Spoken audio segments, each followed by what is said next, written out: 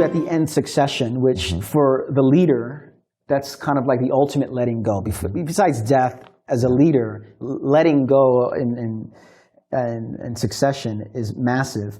But you talk about three key phrases as it pertains to transitions and the art of letting go.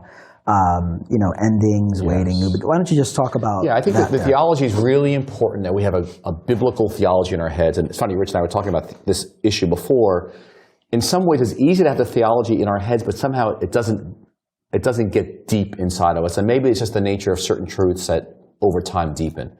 So a theology of letting go is there has to be an ending or a death. We call it the cross first. That unless there's a death, there's never going to be a new beginning. But the process is there's an ending where something's over.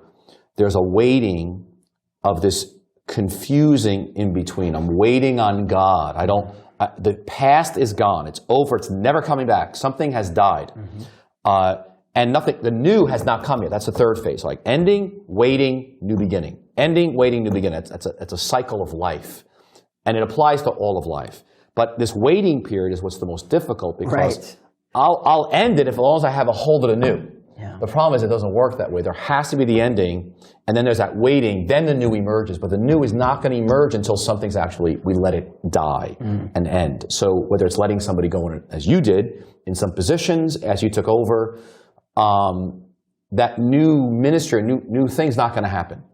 And it's just very frightening to let go and actually embrace the ending.